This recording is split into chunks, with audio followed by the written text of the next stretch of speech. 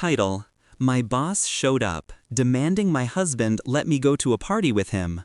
My husband, polishing his Magnum, didn't take it kindly. The night ended with my lover paying the ultimate price for trespassing. Start. I remember the knock on the door like it still echoes in my chest. Firm, insistent. My heart skipped before my mind even registered the sound. I opened it to see him, my boss, standing there, smug, expecting compliance. "You're coming with me tonight," he said. His tone wasn't a request. My husband's eyes followed my gaze, narrowing as they fell on the stranger. My pulse stuttered. He was polishing his Magnum, slowly, methodically. The room seemed to shrink around us. I froze. Every instinct screamed to run, but I stayed. He didn't move. He never needed to.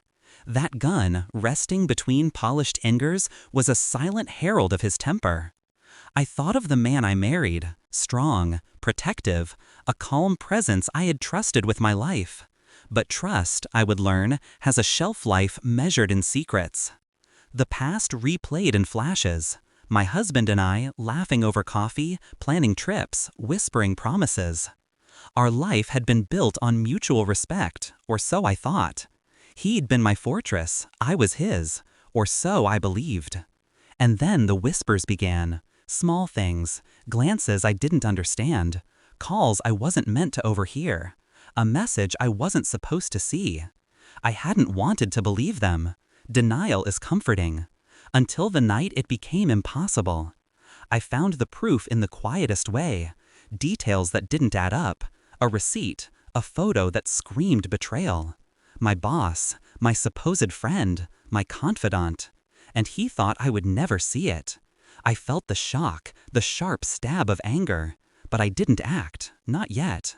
I learned the most dangerous thing about rage: it grows stronger when you wait.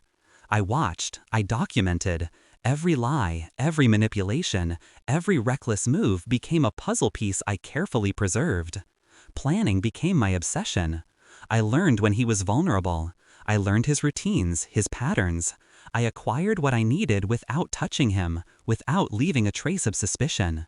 It wasn't about violence, it was about precision, control, justice. The night arrived.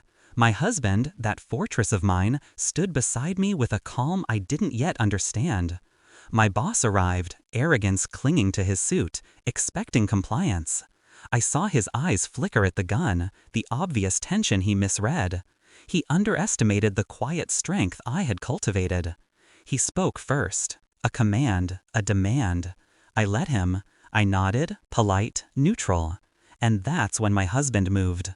Not quickly, not recklessly, but with deliberate precision. The polished Magnum, the silent menace I had feared, became a tool of justice. I watched, frozen, as he confronted the trespasser. No theatrics, no shouting, just methodical correction. My boss's smugness cracked, then shattered when he realized he was out of control. Every threat, every manipulation, every casual assumption that I was powerless came crashing down. And then it ended. My husband lowered the weapon. The room was still, the air thick with shock and fear. I stepped into the living room and I saw him, my boss, finally stripped of arrogance, the consequences of his trespass written across his face. And I understood something vital in that moment. My husband was more than protection. He was justice in human form. I didn't speak. Words would have ruined it. Silence carried the weight.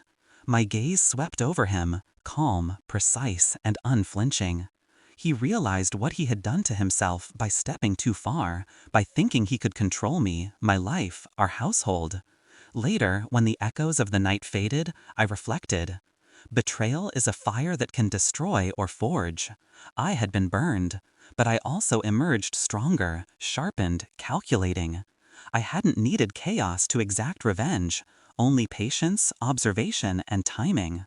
My boss would remember this night, not as humiliation, not as anger, but as inevitability. And that's the cruelest kind of punishment. He had believed in his cleverness, his entitlement. He had forgotten that I too had power, silent, devastating, and precise. I sat in the quiet of my home, the night stretching before me, and felt something I hadn't expected: serenity. There was no triumphal shout, no empty celebration, just the weightless clarity of justice served, of wrongs corrected, of betrayal answered in kind. I let the fear fade, leaving only awareness. The lesson was carved into the bones of the night: trespass carries a price, and some prices, once calculated, are unavoidable. I smiled faintly, almost to myself.